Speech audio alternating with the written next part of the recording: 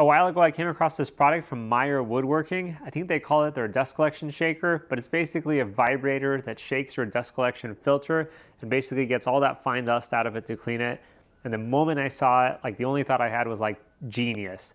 This is a fantastic idea. I know a couple years ago I had heard that like big industrial machines have ways to clean the filters, keep the dust collection as good as possible. And I really had thought it would be great if that was like available to like the smaller systems that like most of us are running in our shops. Without a product like this, I think the standard procedure that a lot of us go through is every year, ideally probably more like every 2 or 3 years, we pull our filter stack off, we go outside with like some compressed air, and then we blow it out, and it makes an incredible amount of dust. Our little house here though, until about a year ago, was completely surrounded by like fields, but now we've got this giant subdivision that has kind of engulfed us. So as a result, I think it would attract a little more attention than I would hope for if I went outside and did that again. So when I saw this product, I instantly knew I wanted something like that on my dust collection system. That said, I didn't end up buying the product from Meyer Woodworks. I do feel bad about that. I'm just gonna say that up front. There's just a few features that I would like in my little vibration system that his doesn't offer, and I'm gonna go on a little rant to explain what those are in just a minute. But before that, I also was curious, how much suction have I actually lost? You know, I think everyone who like cleans their filters out, right after you put everything back on, you can tell that it's sucking a lot harder, but exactly how much suction do we lose letting our filters get all dirty?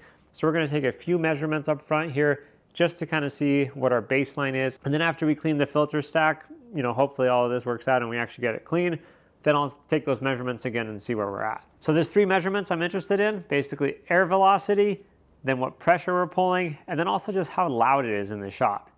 So I've got a few blast gates in my shop that don't go anywhere because I've got to revamp a few things with my dust collection. But over here at this one, they used to go to a sander. We can get a measurement for the velocity.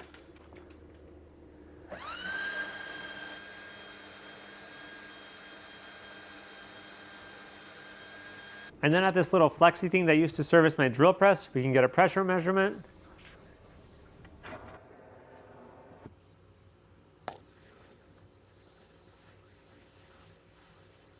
And then finally, with the dust collection running and the blast gate open for my table saw, here's kind of the ambient noise level in my shop. So as promised, here's a little rant. We're looking here at the filter stack, and if we come in here, these little J hooks and these little star knobs, why, Anida? There's just so much that you could have done better here. There's literally like 3 parts on this whole dust collector that people are going to interact with. The power switch, which they also have a remote for, great job.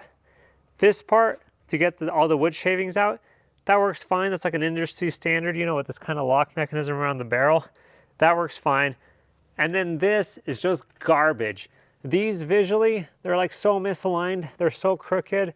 You know, as you're trying to tighten this down to get a good seal, these things just bind kind of out of direction. So something that would have just fit this a little better would have looked better. But the part that really gets me is they make this little tray down at the bottom here that you're supposed to like, you know, tap your filter, clear out the bottom. But my star knobs, the ones that they spec'd here, they bind with the actual casing. So when you're going to tighten this thing, you're like, wait, is it tight or am I just binding against the side of this thing? So to me, this is like prototype level. I lose sleep trying to design things for people in like a shop of one person. And I would have like clearly said, this is a dumb design. I'm not going to give this to a customer, but this is how Anida does it, and this thing just annoys me every time. I just think it's such a simple thing to fix. Like you can go on McMaster, and they have hundreds of styles of these knobs, and you could have just spec'd something that was less annoying. And this binding, you can do better. I can do better, and I'm an army of one person. So anyways, my whole plan here is to build a kind of a plate here with that vibrator, and then we're actually going to use either some metal or some rubber latches, so that this tray is very easy to pop on and off, and that will just make me more likely to actually clean my filter knowing it's a fast process. To build this whole thing, obviously the primary component is the little vibrator portion. I got this one off Amazon by a reputable company named like Jiaoshan or something. It has a little speed control knob. I heard that's pretty fancy and nice to have on your vibrator. And then obviously we're gonna need a big sheet of plastic. For me, buying plastic sheets is expensive, but these industrial cutting boards I've always found to be really cheap and a decent substitute for kind of the grade of work I do. So this like 1 inch thick I think this is a 15 by 20 cutting board. At the time I bought it on sale for 11 bucks. Usually they're maybe closer to $25 or $30, which is still like a fraction of the price if you were gonna go like try to buy a high density, what is this, polyethylene sheet. So anyways, great way to find some cheap plastics is to just buy big cutting boards if you need something. Those are kind of like the two main things. And then in terms of the latches, I have so this portion of the voiceover is actually recorded after this whole process is finished.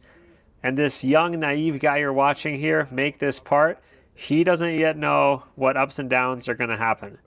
I wanna take this moment to reiterate that I don't make the Meyer woodworking vibration thingy, and his might work better, or it might work worse, or it might work about the same.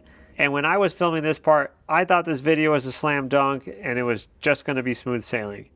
Midway through the testing of this thing, I'm gonna be really disappointed in how it works, and by the end of it, I'm gonna be like mildly satisfied and hopeful for the future.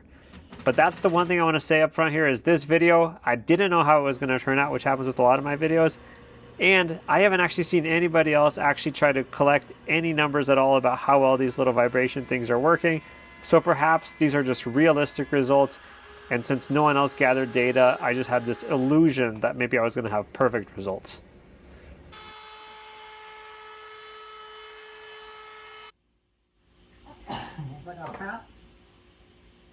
Looks like a fat little pig. Oink, oink. After making this main plate, there was a couple last things to do, like attach the latch catches, some gasket material, and eventually the vibrator. And then I went and attached it to the main filter stack. For this first go around, expecting a lot of dust to be released, I ended up placing a scale with a collection bag that actually has a bucket in it to see how much dust is going to be dropped. As I started up, you'll see two displays on the left. One's got elapsed time and the other one is connected to the scale that's underneath. And this is basically where things stopped going as smoothly as I had fantasized.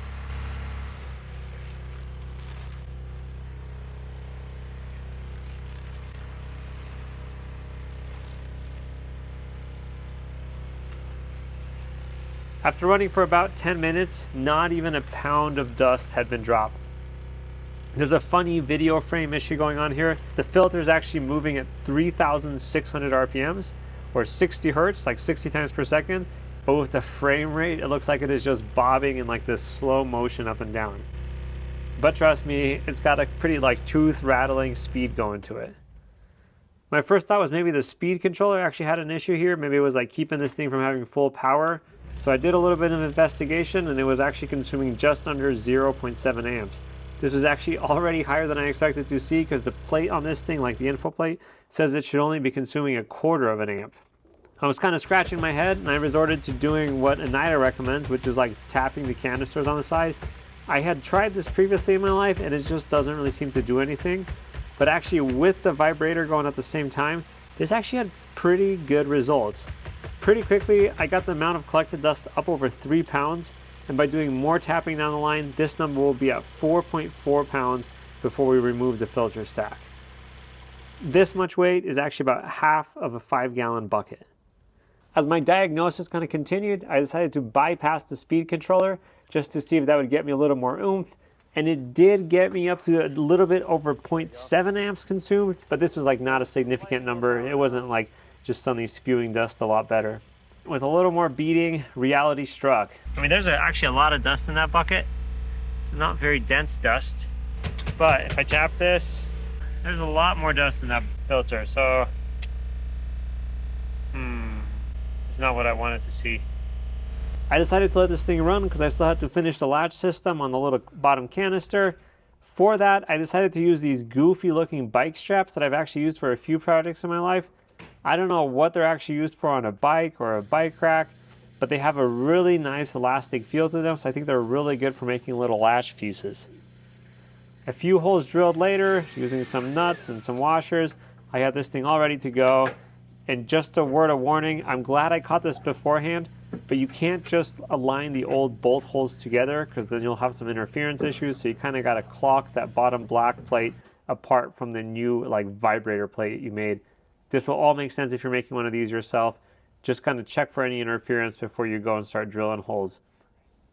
So with these pretty underwhelming results at this point, I decided I was just going to go and blow my filter out one more time manually outside. But I did want to take those 3 measurements one more time just to see how much improvement we did have at this point. So to do that, I had to connect my little black tray for the first time ever. Start your clocks.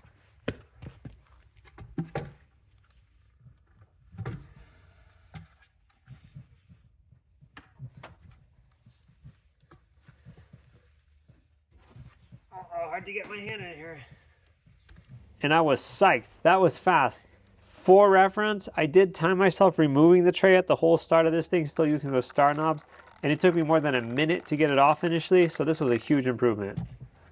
And as for the 3 measurements, in terms of noise, we were up to now 60 decibels of noise in the shop. The pressure was up from about 6 inches of water column to 8 inches. To 8. And then the bad news is actually that we were now pulling so fast through the dust collection system that we maxed out my little anemometer at the 4-inch gauge. Oh, I think we've maxed it out. Oh no. All right, so we have a clear improvement. Okay, that sucks. So then I did go and take some measurements at a 6-inch gate, knowing that we would be drawing slower through there. And the numbers I was getting at the 6-inch gate now were actually slightly faster than I was previously pulling at the 4-inch gate, so a huge improvement. But I still wanted to know how much more can I gain by just manually cleaning out the filter.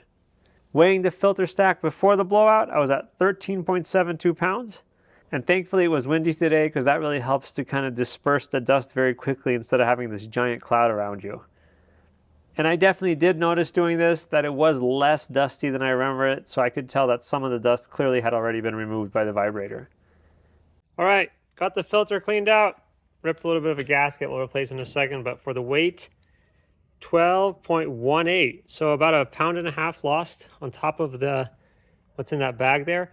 So actually like 75% of the weight lost will happen with the vibrator. So I actually think that I may have been wrong. Actually, I think it's doing better than I expected. I think the thing I should have really done is just kept tapping it. I've like played around with just like tapping the filter before, and it seems really ineffective, but maybe the combination of running the vibrator and doing some tappy action would have actually got this closer to like 90% cleaned out at least. So we're gonna put this whole thing back together. I think this is kind of promising. I'm actually really stoked. I think the vibrator is actually doing a pretty good job, and I think if I just stay on top of it and periodically run it as I'm doing my other stuff, I think this will help a lot, I think. Getting everything put back together, I ended up clocking the vibrator plate around so it was at the back of the stack, so it was like less in the way of getting everything reassembled.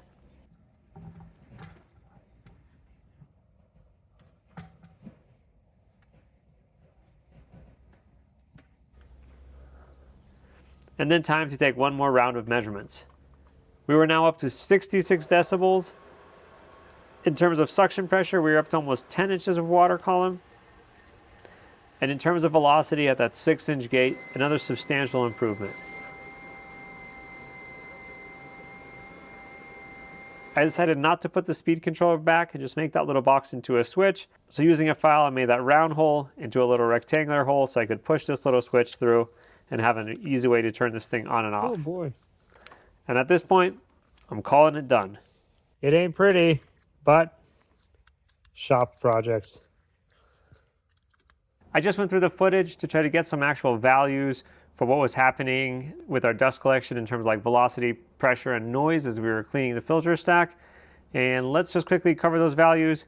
First and foremost, I'm really sad I didn't record the velocity values at the 6-inch gate with the filter being dirty. After that initial cleaning using the vibrator and then just tapping on the filter stack, I was actually getting faster velocity measurements at the 6-inch blast gate than I was initially getting at the 4-inch blast gate. So there's clearly a huge improvement in the amount of suction I'm getting from that initial cleaning.